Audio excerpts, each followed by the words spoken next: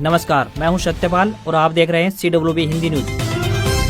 शक संवत 1948 विक्रम संवत 2083 आज ज्येष्ठ मास के शुक्ल पक्ष की प्रतिपदा यानी एकम तिथि और दिन रविवार है। तदनुसार अंग्रेजी तारीख 17 मई सन 2026। सबसे पहले आज की सुर्खियां। हरियाणा में अब पड़ेगी झुलसा देने वाली गर्मी, मौसम विभाग ने जारी किया येलो अलर्ट। जमीन से जुड़े विवादों का फटाफट निपटारा करेगी हरियाणा सरकार, सभी जिलों में लगेंगी राजस्व लोक अदालतें। हरियाणा में प्रॉपर्टी टैक्स बकायेदारों के लिए 100% ब्याज माफी की घोषणा, इस तारीख तक उठा सकते हैं फायदा। हरियाणा में कामकाजी महिलाओं को हॉस्टल की सौगात, बच्चों के लिए खुलेंगे क्रेच सेंटर। कैथल में कांग्रेस के राष्ट्रीय महासचिव ने सरकार को घेरा, सुरजेवाला बोले पेट्रोल डीजल के बढ़े दाम, 11 सालों से जनता को लूट रही भाजपा सरकार। हरियाणा में 5,500 पुलिस कांस्टेबलों की भर्ती, पीएमटी में नहीं पहुंच रहे अभ्यर्थी, 5 गुना उम्मीदवारों की नई लिस्ट जारी। हरियाणा में महिलाओं के लिए बड़ी राहत, मुफ्त बांटे जाएंगे सैनिटरी पैड। हरियाणा के 9 जिलों में डीएसपी व एसीपी बदले, राहुल देव को एंटी करप्शन ब्यूरो भेजा तो निधि नैन का चरखी दादरी से सोनीपत ट्रांसफर हुआ। हरियाणा बोर्ड की कंपार्टमेंट परीक्षा 20 मई से आवेदन शुरू, 1000 फीस, 11 जून तक भर सकेंगे फॉर्म। चांदी के आयात पर सरकार ने पाबंदी लगाई, अब विदेश से मंगाने के लिए लाइसेंस जरूरी होगा। और भारत में सूखा व भीषण गर्मी पड़ने की आशंका, सुपर अल नीनो मई व जुलाई से सर्दियों तक जारी रहने के आसार, इससे मानसून कमजोर पड़ सकता है। और अब खबरें विस्तार से।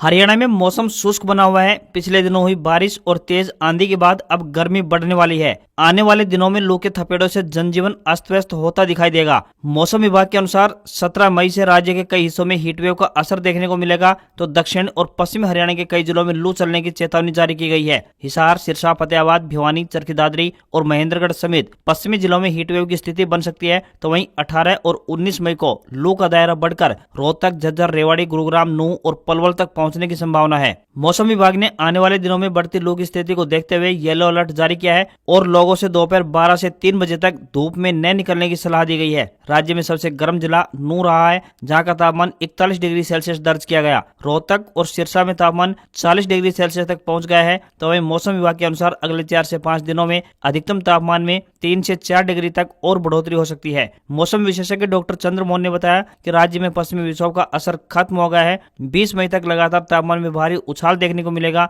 इस दौरान मैदानी इलाकों में गर्म पश्चिमी खुश्क हवाएं चलेंगी, जिससे भीषण लू चलने के आसार हैं। वहीं 25 मई से लेकर 2 जून तक नौतपा रहेगा, यानी इन 9 दिनों में साल में सबसे अधिक गर्मी पड़ती है। हरियाणा कर्मचारी चयन आयोग यानी HSSA की तरफ से हरियाणा पुलिस कांस्टेबल के 5,500 पदों पर भर्ती चल रही है। इसके लिए आयोग द्वारा फिजिकल मेजरमेंट टेस्ट यानी PMT आयोजित किया जा रहा है। इसके लिए आयोग द्वारा लगातार शेड्यूल जारी किया जा रहा है। अब तक हजारों उम्मीदवार PMT में शामिल हो चुके हैं। फिलहाल आयोग ने पुलिस कांस्टेबल के PMT के लिए 5 गुना अभ्यर्थियों की अतिरिक्त शॉर्ट लिस्ट जारी कर दी है। सभी उम्मीदवार हरियाणा ssc.gov.in लिंक के जरिए लिस्ट चेक कर सकते हैं और अपने रजिस्ट्रेशन नंबर के हिसाब से PMT में हिस्सा ले सकते हैं। हरियाणा पुलिस कांस्टेबल के लिए उम्मीदवारों को 3 चरणों को पूरा करना होगा। इन चरणों में PMT, PST तथा लिखित परीक्षा शामिल है। PMT पास करने वाले उम्मीदवार PST में जाएंगे। दोनों चरणों को पार करने वाले उम्मीदवारों की लिखित परीक्षा होगी। इसके बाद लिखित परीक्षा में आए अंकों के आधार पर बनी मेरिट लिस्ट के माध्यम से उम्मीदवारों का चयन किया जाएगा। हरियाणा में जमीन संबंधी झगड़ों का निपटारा करने के लिए सरकार ने एक नई पहल की शुरुआत की है। इसके लिए सभी जिलों में राजस्व लोक अदालतों का आयोजन होगा, जिसमें DC, SDM और तहसीलदार विवादित पक्षों के बीच आपसी सहमति से विवादों का समयबद्ध तरीके से समाधान कराने का प्रयास करेंगे। राजस्व विभाग के अतिरिक्त मुख्य सचिव डॉक्टर सुमिता मिश्रा ने बताया कि राजस्व संबंधी विवादों के शीघ्र समाधान के लिए digital court case management system लागू किया जाएगा। साथ ही मुख्यमंत्री ने कहा कि राजस्व विभाग में नई ऑनलाइन सेवाएं शुरू की जाएं। नवनियुक्त पटवारियों के लिए लैपटॉप और टैबलेट के खरीद के लिए तथा हाई स्पीड इंटरनेट सेवाएं उपलब्ध करवाई जाएं, ताकि सभी पटवारी डिजिटल माध्यम से अपनी सेवाएं दे सकें। प्रदेश में सभी प्रकार के स्टाम्प की बिक्री ई-स्टाम्प के माध्यम से की जाएगी। उन व्यक्तियों के लिए फेसलेस रजिस्ट्रेशन की सुविधा भी शुरू की जाएगी जो कहीं बाहर दूसरे राज्यों या फिर विदेश में रहते हैं और रजिस्ट्री के लिए व्यक्तिगत रूप से उपस्थित नहीं हो सकते हैं। सीएम ने शहरी संपत्ति के राजस्व रिकॉर्ड को प्रॉपर्टी ID के साथ लिंक करवाकर सुव्यवस्थित करवाने के भी निर्देश जारी किए। कृषि विभाग के साथ मिलकर भूमि अभिलेखों का 100% डिजिटलीकरण और जियो टैगिंग का कार्य भी किया जा रहा है। हरियाणा सरकार ने कामकाजी महिलाओं के लिए बड़ा कदम उठाया है। बता दें कि प्रदेश सरकार अब हर जिले में महिलाओं के लिए सुरक्षित हॉस्टल और उनके बच्चों के लिए क्रेच सेंटर स्थापित करेगी। इस योजना का उद्देश्य नौकरी, शिक्षा और प्रशिक्षण के लिए घर से दूर रहने वाली महिलाओं को सुरक्षित और सुविधाजनक वातावरण उपलब्ध करवाना है। मुख्यमंत्री ने अधिकारियों को निर्देश दिए हैं कि हर बच्चा अपनी आयु के हिसाब से शारीरिक और मानसिक विकास कर रहा है या नहीं, इस बात की भी जाँच की जाए और हर आयु वर्ग के बच्चों के लिए बेबी शो एवं स्वास्थ्य प्रतियोगिता शुरू करवाई जाए। मुख्यमंत्री ने निर्देश दिए कि बेटियों की जन्म बढ़ाने के लिए जन जागरूकता की विशेष कार्य योजना तैयार की जाए। उन्होंने महिलाओं व बच्चों में एनीमिया जांच का लक्ष्य बढ़ाने और जरूरत के अनुसार सप्लीमेंट्स उपलब्ध करवाने के भी निर्देश जारी किए। 3 साल तक के बच्चों को स्तनपान करवाने वाली महिलाओं को विशेष सामग्री प्रदान करने के संबंध में भी हिदायतें दी। मुख्यमंत्री ने कहा कि प्रत्येक जिले में आधुनिक सुविधाओं से लैस महिला हॉस्टल बनाए जाएंगे। इस योजना में सिर्फ महिला ही नहीं बल्कि छोटे बच्चों की देखभाल एवं सुरक्षा के लिए क्रेच सेंटर भी बनाए जाएंगे।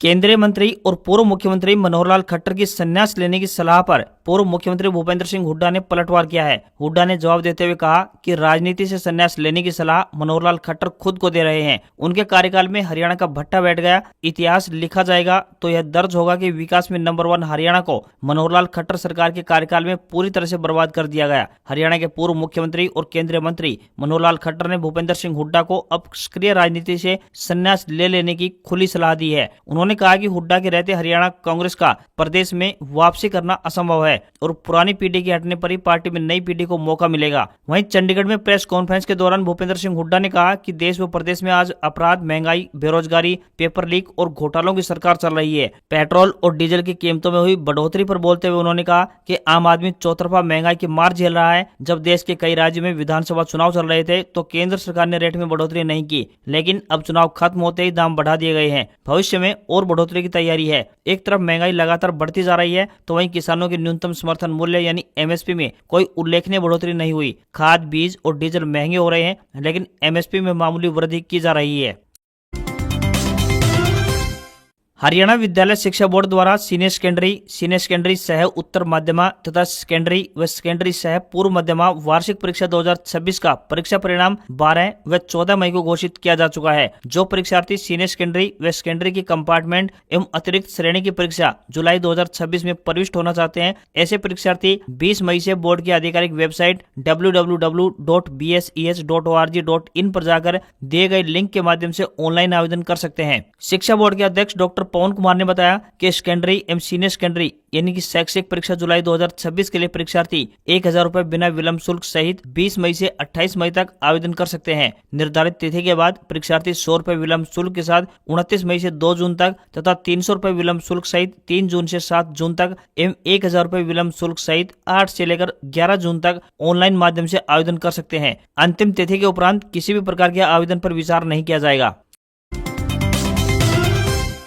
कैथल के पूर्व विधायक एवं कांग्रेस के राष्ट्रीय महासचिव रणदीप सिंह सुरजेवाला ने पेट्रोल और डीजल के बढ़ते दामों पर केंद्र सरकार को घेरा है। उन्होंने बढ़ते दामों को भाजपा सरकार का साइकिल ऑफ लूट करार दिया है और ये भी कहा है कि यह लूट बेदस्तूर जारी है। इस संबंध में उन्होंने अपने अकाउंट से ट्विटर पर पोस्ट भी की है। रणदीप सिंह सुरजेवाला ने आरोप लगाते हुए कहा कि 11 साल में मोदी सरकार ने देश की जनता से पेट्रोल डीजल से 43 लाख करोड़ यानी हर रोज 1000 करोड़ रुपए लूटे हैं। 26 मई 2014 को पेट्रोल की कीमत 71 रुपए 41 पैसे प्रति लीटर थी और आज पेट्रोल की कीमत 97 रुपए 70 पैसे प्रति लीटर पहुंच गई है। वर्ष 2014 के आंकड़े प्रस्तुत करते हुए उन्होंने कहा कि इसी प्रकार से 26 मई 2014 को डीजल की कीमत 56 रुपए 71 पैसे प्रति लीटर थी और आज डीजल की कीमत 90 रुपए 67 पैसे प्रति लीटर पहुंच गई है। साल 2014 में क्रूड ऑयल की कीमत औसतन 100 से 108 डॉलर प्रति बैरल थी और अगर वेस्ट एशिया युद्ध का असर समय छोड़ दिया जाए तो मोदी सरकार में क्रूड ऑयल के दाम औसतन 70 डॉलर प्रति बैरल रहे हैं। सुरजेवाला ने कहा कि 70 डॉलर प्रति बैरल के हिसाब से पेट्रोल की कीमत 61 रुपए 60 पैसे प्रति लीटर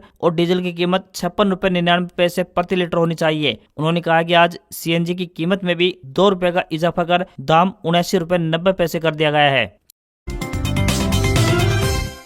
हरियाणा सरकार ने पुलिस प्रशासन में बड़ा फेरबदल करते हुए 12 हरियाणा पुलिस सेवा यानी एचपीएस अधिकारियों का ट्रांसफर कर दिया है। 9 जिलों में डीएसपी और एसीपी इधर उधर किए हैं। राहुल देव को स्टेट विजिलेंस यानी एसवी और एंटी करप्शन ब्यूरो यानी एसीबी में डीएसपी लगाया गया है। वहीं एचपीएस कप्तान सिंह चरखी दादरी डीएसपी लगाया गया है। इनसे पहले यह जिम्मेदारी निधि नैन संभाल रही थी। एचपीएस नरेश कुमार सोनीपत में एसीपी लगाए गए हैं, तो वहीं पहले जिम्मेदारी राहुल देव संभाल रहे थे। एचपीएस कैलाशचंद ओल्ड फरीदाबाद में एसीपी लगाए गए हैं, तो वहीं एचपीएस संजीव कुमार पहले सिरसा के डीएसपी थे, अब उन्हें रेवाड़ी डीएसपी लगाया गया है। वहीं एचपीएस दिनेश कुमार पहले झज्जर में एसीपी के पद पर तैनात थे, अब उन्हें बहादुरगढ़ में एसीपी लगाया गया है। एचपीएस राहुल देव पहले सोनीपत में एसीपी के पद पर तैनात थे, अब उन्हें स्टेट विजिलेंस और एंटी करप्शन ब्यूरो में डीएसपी पद पर तैनात किया गया है। एचपीएस निधि नैन पहले चरखी दादरी में डीएसपी तैनात थी, अब उन्हें सोनीपत में एसीपी लगाया गया है। इसी प्रकार एचपीएस अखिल कुमार पहले बहादुरगढ़ में एसीपी पद पर तैनात थे, अब उन्हें झज्जर एसीपी लगाया गया है। हरियाणा सरकार ने महिलाओं के स्वास्थ्य और स्वच्छता को लेकर एक अहम कदम उठाया है। बता दें कि राज्य सरकार ने महिलाओं और किशोरियों को मुफ्त सैनिटरी पैड उपलब्ध करवाने की योजना शुरू की है। इस फैसले का उद्देश्य मासिक धर्म स्वच्छता को बढ़ावा देना, महिलाओं को स्वास्थ्य संबंधी समस्याओं से बचाना और आर्थिक रूप से कमजोर वर्ग की महिलाओं को राहत प्रदान करना है। इस योजना के माध्यम से सरकार का उद्देश्य महिलाओं को सुरक्षित और स्वच्छ मासिक धर्म संबंधी सुविधाएं उपलब्ध करवाना है। इससे महिलाओं में मासिक धर्म के प्रति जागरूकता बढ़ेगी। इसके अलावा गरीब और जरूरतमंद परिवारों के आर्थिक चिंता भी कम होगी, क्योंकि ग्रामीण क्षेत्रों में अनेकों महिलाएं एवं किशोरियां महंगे सैनिटरी पैड खरीदने में असमर्थ होती हैं, जिसके कारण उन्हें संक्रमण और अन्य स्वास्थ्य समस्याओं का सामना करना पड़ता है। यह योजना महिला एवं किशोरी सम्मान योजना के तहत आर्थिक रूप से कमजोर वर्ग यानी बीपीएल की महिलाओं और किशोरियों के लिए चलाई गई है। इस योजना के अनुसार 10 वर्ष से 45 वर्ष की आयु वर्ग की महिलाओं और किशोरियों को सैनिटरी पैड निःशुल्क उपलब्ध करवाए जाएंगे। इस योजना का लाभ लेने के लिए महिलाओं को 20 मई तक निर्धारित पोर्टल पर आवेदन करना होगा।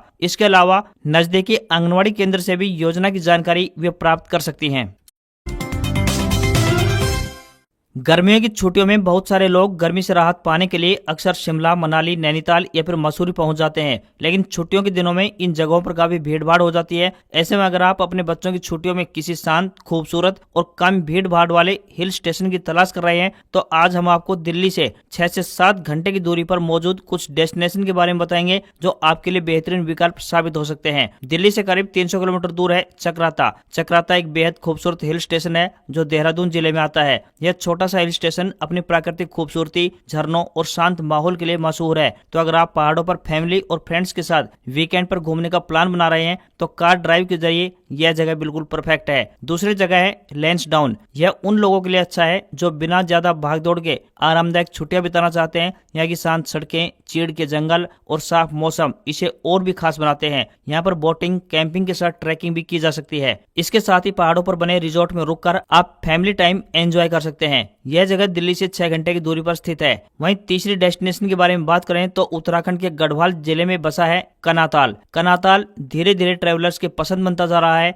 यह जगह मसूरी की तुलना में काफी शांत और कम भीड़ भाड़ वाली मानी जाती है। यहाँ घने देवदार के जंगल, हिमालय की बर्फीली चोटियों के नजारे और ठंडी हवाएं गर्मियों में शानदार अनुभव देती हैं। यह जगह दिल्ली से लगभग 320 किलोमीटर की दूरी पर स्थित है। यहाँ जाने के लिए तकरीबन 7 घंटे का समय लगता है। नेक्स्ट डेस्टिनेशन की बात करें तो दिल्ली से करीब 5 घंटे की दूरी पर स्थित है परवाणु। परवाणु एक खूबसूरत सा हिल स्टेशन है जहाँ पर आपको ऑर्गेनिक जूस, जैम और फलदार पेड़ों को देखने का मौका मिलेगा। यहाँ बच्चों को नेचर काफी करीब से देखने को अनुभव मिलेगा। साथ ही यदि आप 1 या 2 दिन की ट्रिप पर जाना चाहते हैं तो यह जगह आपके लिए बिल्कुल परफेक्ट है। हरियाणा की शहरी आबादी के लिए एक राहत भरी खबर सामने आई है।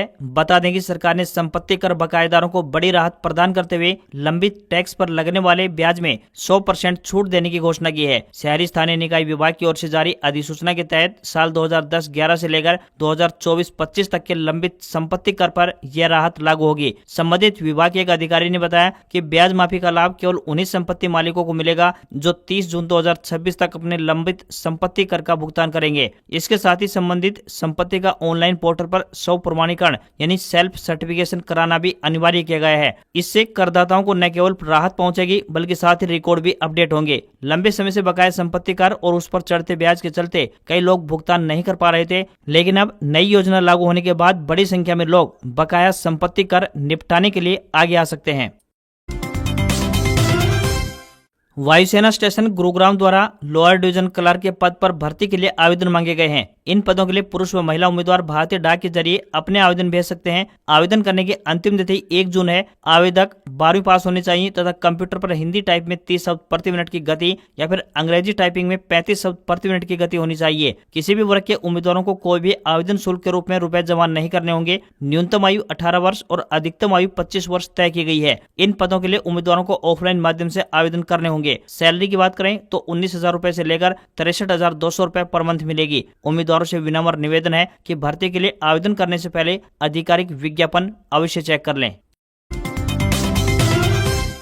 भारत में इस साल सामान्य से कम बारिश के अनुमान के बीच सुपर अल नीनो भी एक्टिव हो सकता है। अमेरिकी मौसम agency national oceanic and atmospheric administration यानी नोवा के अनुसार यह मई से जुलाई के दौरान ही दस्तक दे सकता है। नोवा ने बताया कि प्रशांत महासागर का तापमान इस बार मई में सामान्य से 0.5 डिग्री सेल्सियस अधिक है। यह गर्मी की स्थिति इस बार पूरे मानसून सीजन के दौरान बनी रह सकती है। पिछले महीने जारी अनुमान में यह संभावना 61% थी, जो अब बढ़कर 82% हो चुकी है। भारतीय मौसम विज्ञान विभाग के चीफ मृत्युंजय महापात्र ने बताया कि इसका सीधा असर मानसून की बारिश पर पड़ेगा। इससे देश में सूखे का खतरा और अधिक बढ़ जाएगा। आपको यहाँ पर बताते चलें कि अल नीनो आखिरकार है क्या। तो अल नीनो के कारण समुद्र का पानी असामान्य रूप से गर्म हो जाता है, जिसके साथ हवा के पैटर्न में भी बदलाव आता है। इसके असर से दुनिया भर में बारिश का चक्र बिगड़ जाता है। कहीं भयंकर सूखा तो कहीं मूसलाधार बारिश और बाढ़ आती है। सीधे शब्दों में कहें तो जब अल नीनो एक्टिव होगा तब प्रशांत महासागर से भारत की तरफ आने वाली मानसूनी हवाओं को रोक देगा। इससे बारिश पर असर पड़ेगा।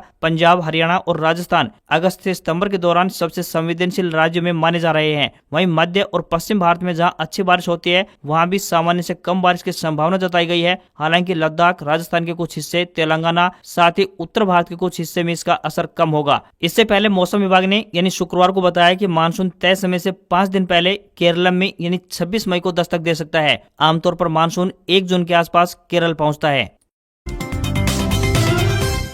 शाओमी का सब ब्रांड रेडमी अपनी performance oriented turbo series Bharat में पहली बार लॉन्च करने की तैयारी कर रहा है। कंपनी ने सोशल मीडिया प्लेटफॉर्म एक्स पर इसकी टीजर जारी किया है। Phone MediaTek Dimensity 8500 ultra chipset के साथ आएगा। इसकी कीमत 45,000 रुपए के आसपास रह सकती है और इसे 5 जून को पेश किया जाएगा। यह OnePlus Nord 6 और Vivo V70 FE जैसे स्मार्टफोन को टक्कर देगा। यह फोन खासतौर पर उन यूजर्स को ध्यान में रखकर बनाया गया है जो गेमिंग और हैवी टास्क करते हैं। फोन में बेहतरीन थर्मल स्टेबिलिटी और गेमिंग परफॉर्मेंस मिलने की उम्मीद है। फोन में मेटल फ्रेम के साथ ग्लास बैक दिया गया है। ड्यूरेबिलिटी की बात करें तो इस मामले में यह फोन काफी एडवांस है। इसे धूल और पानी से बचाव के लिए IP66, IP68 और IP69K जैसी हाई रेटिंग्स मिली है। स्टोरेज की बात करें तो इसमें 16 GB तक रैम और 512 GB तक की UFS 4.1 इंटरनल स्टोरेज दी गई है। Redmi Turbo 5 की सबसे बड़ी खूबी की बात करें तो इसकी 7560 mAh की सिलिकॉन कार्बन बैटरी है। कुछ मीडिया रिपोर्ट्स में दावा किया जा रहा है कि बैटरी की क्षमता 9000 mAh तक भी हो सकती है।